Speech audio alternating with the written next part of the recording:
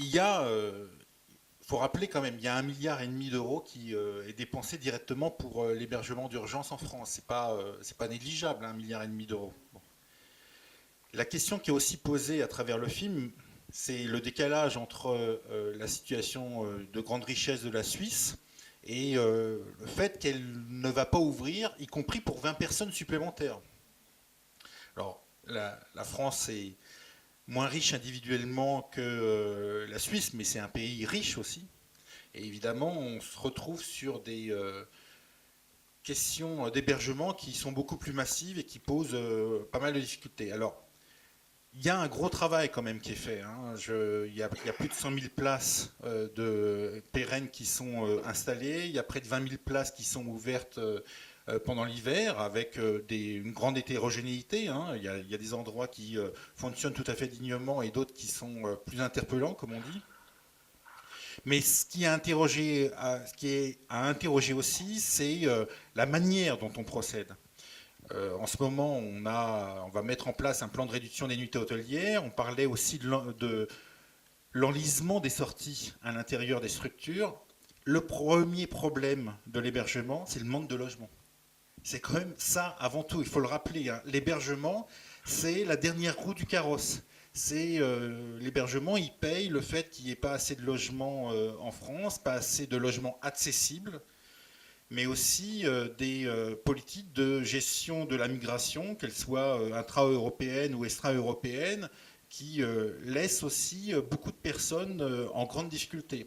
Donc l'hébergement, beaucoup de choses sont faites, mais il faut aussi dire que l'hébergement, il fonctionne en résultat des autres politiques. Le problème est quand même réellement compliqué, qui se résout pas d'un claquement de doigts, qu'il y a beaucoup de choses qui sont à gérer dans les réponses. Alors, concernant l'hébergement hôtelier, je vais être rapide. L'hébergement hôtelier, au départ, il a été vu comme une solution rapide de mise à l'abri par rapport à des personnes qui étaient réellement en difficulté. Voilà, on peut immédiatement trouver de l'hôtel.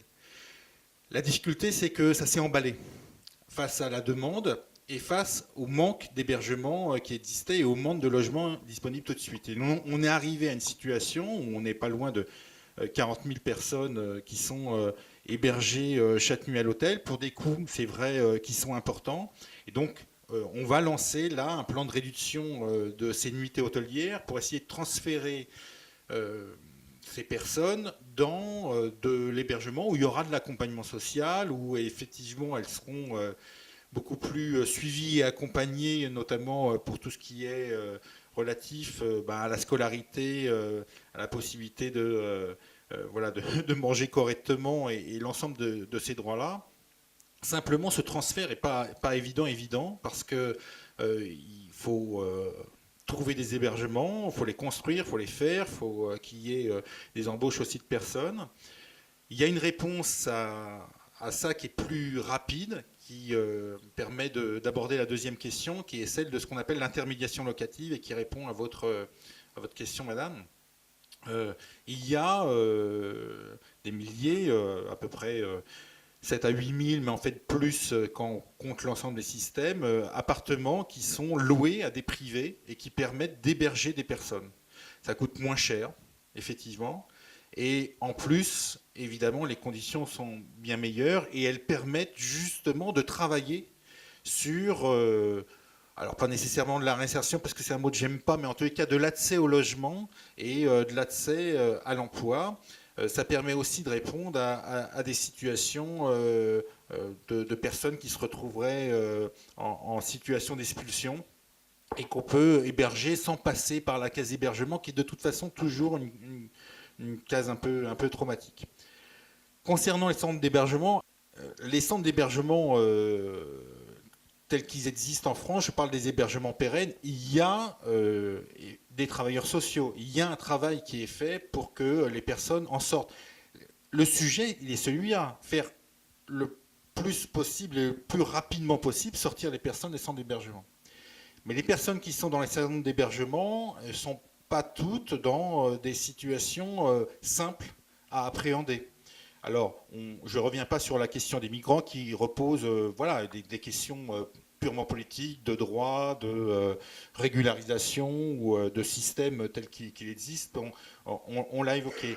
Il y a aussi beaucoup de problèmes psychiatriques de personnes. Bon, là, l'accompagnement doit être long. Il y a des questions aussi qui sont relatives au quart monde, c'est-à-dire un grand éloignement et de l'emploi et d'un certain nombre de codes qui sont les nôtres de vie en société et qui font qu'il faut du temps, il faut de l'argent, il faut beaucoup d'accompagnement pour y arriver. Voilà. Donc il y a une grande hétérogénéité de personnes qui sont dans ces centres d'hébergement et qui appellent des solutions aussi d'accompagnement global, mais aussi d'accompagnement différencié. C'est la raison pour laquelle il y a réellement des problèmes de sortie des centres d'hébergement. Mais je le répète, c'est vrai, ça a été dit à plusieurs reprises, on paie quand même le prix d'un manque de logement depuis des dizaines d'années, de problèmes de prévision. L'INSEE, les différents schémas directeurs n'ont pas prévu le fait qu'il y allait avoir beaucoup plus de familles monoparentales, qu'il y allait avoir beaucoup plus de personnes qui venaient en France, qu'il y a la natalité, elle resterait dynamique.